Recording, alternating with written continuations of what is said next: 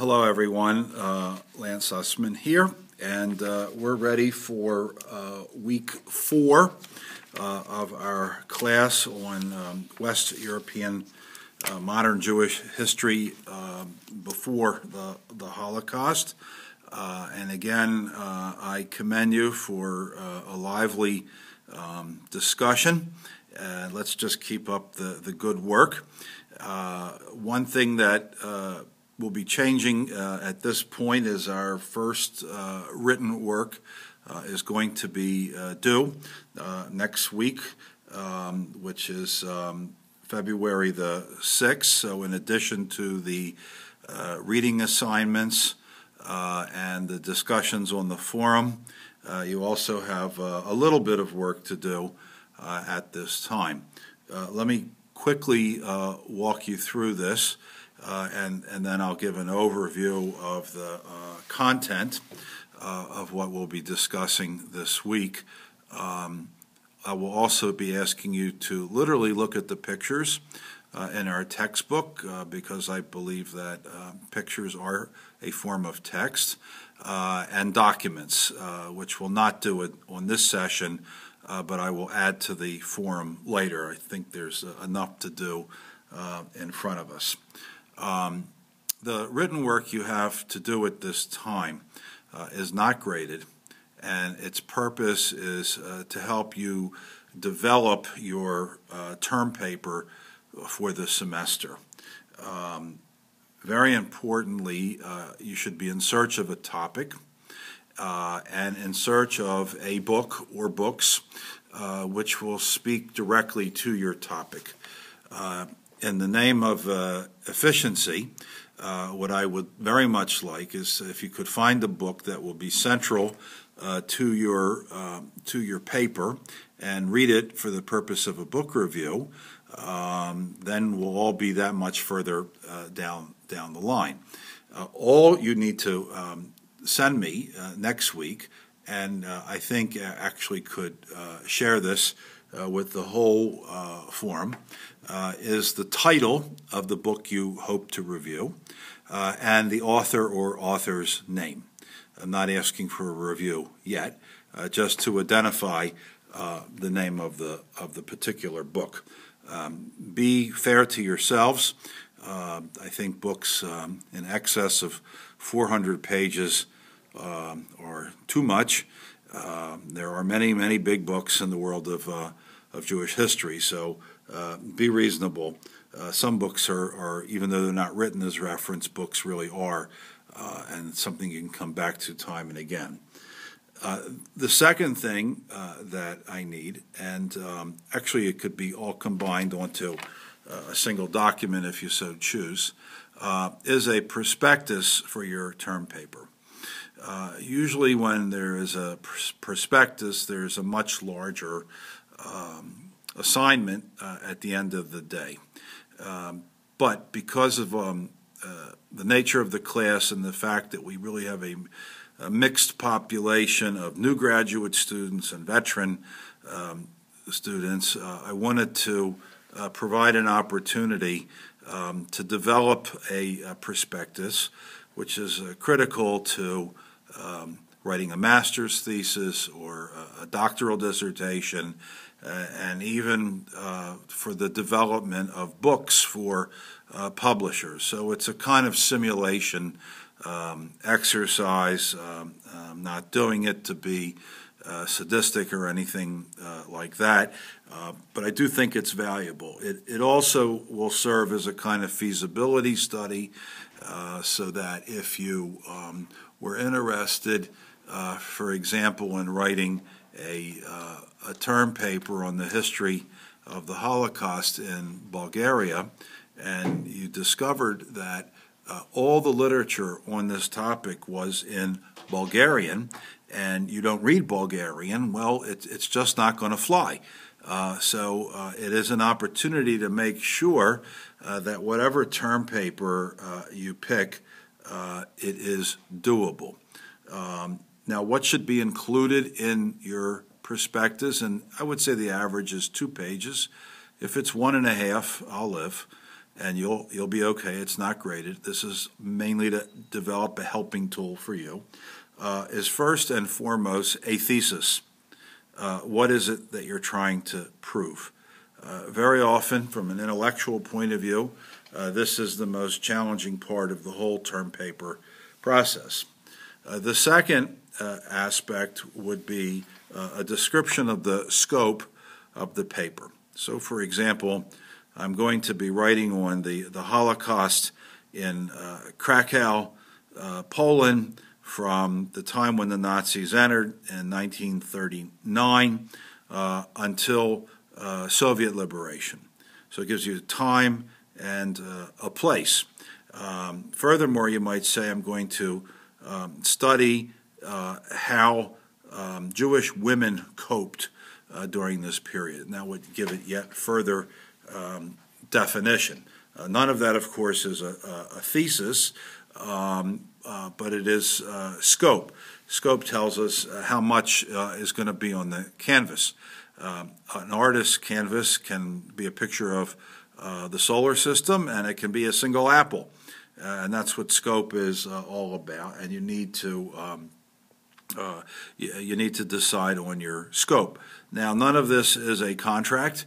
It is something to help organize early in this semester, and if things change along the way, that is fine. Very often, as research develops, as reading is done, there is a need to change some of the definitions. It's certainly okay.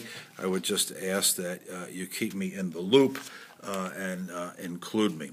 Now, in terms of due dates for written assignments, the book review itself, which we'll talk about more thoroughly next week, is due on the class of April the 20th, and something new, which we really haven't talked about yet, a paper on any aspect of the history we're covering in Western Europe prior to the year 1880. The year 1880, of course, is a kind of tipping point in modern Jewish history. So there's both an essay as well as a book review. Both the essay and the book review are approximately 4 pages. Again, if you go a little shy, live with it, and I guess there's really no such thing as a maximum in this business. If you want to really go to town and do a lot of writing, I'll do my best to read all of it. Okay, so those are some things that we all need to be working on as part of the learning process in many different directions, but also affords me an opportunity to do direct evaluation, which is a necessary part of the educational process. As I've always said, I teach because I want to teach. However, the college does have to pay me to grade because it's my least favorite activity, and I'll do my best to be fair. And again, the goal is to help you understand Jewish history and to refine your skills as a historian. For at least the time being, all of us involved in this enterprise are indeed historians, and it is an endlessly interesting occupation, to say the least. Now, in terms of what we're going to be discussing this week, we are now moving past the Spanish Inquisition, Portuguese Inquisition. We're moving past the expulsion of Jews from Iberia, and at the same time, around 1500, of course, there are other changes that are taking place in the lands where these displaced Iberian Jews are headed. So, by definition, it is a rather complex situation. Many of the changes on the ground, in addition to the forced migration, are revolutionary, or at least radical in nature, all of which is changing society. It is changing economy. It is changing political culture, and in that mix, of course, are Jews who are riding the waves of change, some of which will impact in the short run in a certain way in terms of how Jews are understood in society, and then ultimately in terms of the Jewish experience, deeply imbibed by the Jewish community, so that, for example, the kind of things we read about Jews in the Renaissance in Italy will remain part of the equation of Jewish life, not only in the early modern period, which we're considering today, but right down to the present. And it's a big question from the internal point of view in Jewish history, and that is, to what extent can Jewish identity and Judaism synthesize with the outside culture and still remain Jewish or Judaic in its own right. We know that Judaism combined with the Hellenic world, and that created a certain synthesis, that Judaism combined with the medieval world, and that created a kind of Jewishness and a kind of Judaism. And now we are seeing in the early modern period how Judaism will struggle to define itself vis-a-vis modernity itself. And there are aspects which can be easily accommodated. There are aspects that are resisted. And there are aspects, when accommodated, have a transformative value in Jewish life. In part, by 1500 or so, a big part of what is changing is the idea of wealth. The idea of wealth is changing as feudalism begins to yield to other economic systems. Most importantly in this regard is the increase in value of liquid assets. In the feudal world, land was the basis of wealth and social stature. But in this period, it begins to change, and different ideas begin to emerge as to what constitutes wealth, particularly liquid capital. Now, this transitional period between feudalism, in which status quo is very important, and capitalism is often referred to as mercantilism. On the one hand, mercantilism is good for the Jews because it does create economic opportunity. And on the other side, mercantilism is difficult and challenging for the Jews because it leaves them very vulnerable to attack, whether it's charges about Jewish business activity or compelled distribution of their wealth, because they had, so to speak, the goods. In tracking the story, we need to follow those hundreds of thousands of Jews who leave Spain and settle elsewhere. They are an important population in modern Jewish history because they have already experienced life outside of the Jewish community and know how that works. After expulsion and resettlement in other places where there are Jewish communities intact, they have to find a way to reintegrate. In this sense, and I guess it's possible to say that they're really the first modern Jews from the point of view of being existentially familiar with non-Jewish European culture. And how they reintegrate, of course, is a critical part of the tale. Sometimes the reintegration was tragic. You'll read about Uriel da Costa in Amsterdam and his tragic suicide. Sometimes it's highly successful, and the Sephardim are able to reestablish their own vibrant Jewish communities.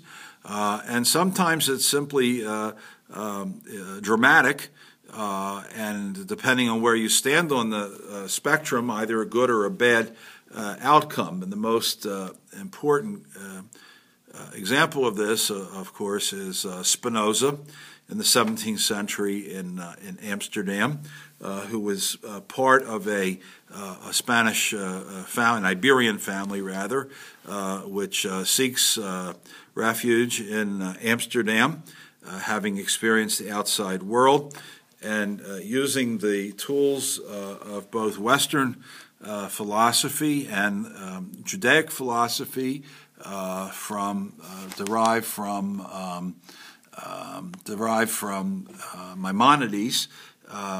Spinoza will construct his own philosophical view of the world, and that philosophical view of the world is outside of the parameters of traditional Jewish thought. He makes the move from a pure kind of theism, a belief in God that Judaism holds, and particularly a belief called panentheism, the idea that God is in the world. And he makes the shift to pantheism, in which God and the world are the same thing, which is foreign to Jewish thought, that God is in the world, that the world is of God, but that ultimately God is fully transcendent. Spinoza denies this, and he equates the world and God. As a result of that, there is quite a debate as to whether or not Spinoza was the first modern atheist, or, quote, whether he was the most God-intoxicated man in history, and the jury is out on that question. Spinoza, as a young man, is excommunicated by the rabbis of Holland, and interestingly, he does not convert to Christianity. He also had philosophical objections there, and as a result, lived as a Jew, not part of the Jewish community, who lived entirely according to the dictates of a modern philosophy. In that sense, he is a symbol of modern Jewry. He's even been called the first Israeli, and by that I assume they mean kind of the secular Tel Aviv kind of Israeli who lives in Israel, speaks Hebrew, would agree that he or she is Jewish, but does not believe or practice any form of Judaism. Many of these Iberian Jews make their way to Italy.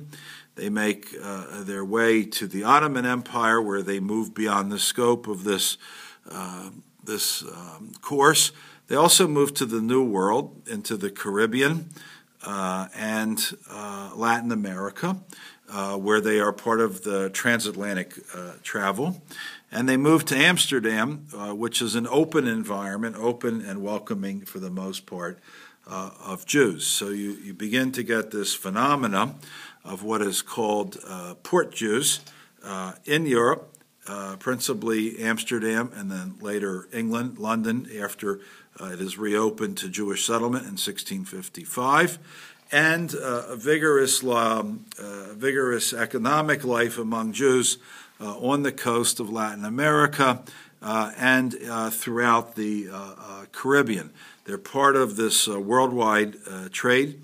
Their wealth, their function in society is very much determined by their capacity to move goods across the Atlantic Ocean and to create and acquire liquid wealth. So they're very much at the forefront of the mercantilist movement. Now, we also are considering this time the rise of phenomena of court Jews, Hofjuden in German, and these also are Jewish business people who are riding the waves of change between the medieval system and the emerging modern system. The fact of the matter is governments needed ever greater supplies of liquid wealth, particularly gold, as well as certain kinds of goods, the least of which was military provisions. And a class of Jews arose who provided these services to rulers at various levels throughout Central Europe, particularly in the Holy Roman Empire, which later evolves into different states, but mostly Germany on the one hand and Austria on the other. And they play an invaluable economic role. Great hostility is often directed against them. If a given Hofjud worked for a Catholic prince and the prince was deposed by a Protestant mob, well, then the Jewish economic advisor would probably go down with the prince as well. So it was a precarious existence. There was also great opportunity for Jews during this period. Perhaps the most famous of all of the Hofjuden, of the court Jews, was Samuel Oppenheim of Vienna and also of Berlin. Plays a tremendous role in establishing the Jewish community of Berlin. Berlin being the capital of the Hohenzollerns, who are the founders and builders of the Prussian monarchy, around whom years later, in 1871, all of Germany will coalesce and unify. And even though they do well, the court Jews are often subject to fiscal abuse, to violence, and ultimately to expulsion. They served as liaisons between the Jewish community and the local rulers. Very often, you would have a situation, as you did in Vienna in the 17th century under the Habsburg monarchy, wherein Jews were limited in how many could live in Vienna, that they found a post office box in another town and continued to live in Vienna. I had the opportunity once of visiting a town 50 miles south of Vienna called Eisenstadt, which would mean Iron City, which was the home of many elite Jewish families in this early national period who really lived in Vienna but had to maintain some kind of presence in Eisenstadt. Eisenstadt had a big Jewish population. It was also the home of the Esterházys, a noble family who come into play again 2 centuries later with the Dreyfus Affair. And it was the studio of Franz Joseph Haydn, one of the great classical music composers of the period. So you can see how rich even a little town like Esterházy was in terms of Jewish culture. So what we find in this early modern period is a transplanting of Iberian Jews, of them either connecting with or living side by side with established communities, whether they're Sephardi communities or Ashkenazi communities, maintaining their own separate identity, of the development of a significant transatlantic trade among Jewish merchants on both sides of the Atlantic, the entrance of Jews into what will become the United States, the re-entrance of Jews into England, which had expelled its Jews in the year 1290, and the rise of the the rise of the Amsterdam Jewish community. At the same time, in the 16th century, 1517, we have Martin Luther breaking from the Roman Catholic Church and creating his own movement, and his followers ultimately become known as the Protestants, those who are protesting Catholicism. The followers of Luther believed that the Jews would follow them, that they would follow Luther because he presented the real religion, and they were very hopeful about the Jews at the beginning of their Reformation, and then when the Jews did not follow in suit, became extremely hostile and negative. On the positive side, the Reformation does establish a model of multiple communities, unlike Catholic countries where there's essentially one major faith. In the Protestant world, like with ketchup or ice cream, you have 57 flavors, which is going to be reflected in the Jewish world. Today, of course, we have a whole spectrum of different types of Judaism, both non-Orthodox and Orthodox alike. So just a little bit more, and I'll be either writing or talking to you again when it comes to looking at the documents in Mendes Fleur. You can line up the dates with what we're studying on your own. I did want to draw your attention to some of the illustrations in the Hallow book, beginning with after page 218. It is a Gothic picture. You can see how a Jew is dressed in a Gothic style and is wearing a hat which looks something like a pawn piece in a chess game. Jews were required to have special identifying clothing after the Fourth Lateran Council of 1215. In other respects, the Jew in the picture is quite unremarkable in the sense that he looks like other people from that time.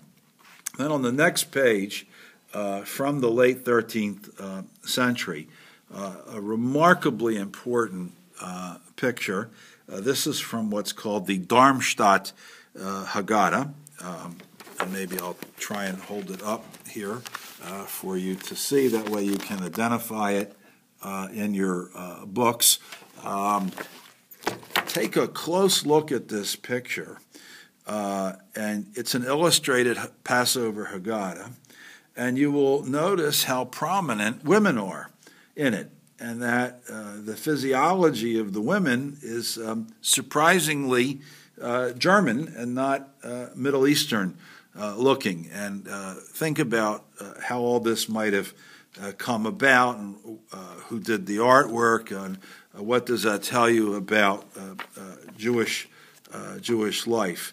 And then on finally the last page of pictures just before 219, at the top on the left is a ketubah, which I'll see if I can show here, which is a Jewish marriage contract, very beautifully illuminated.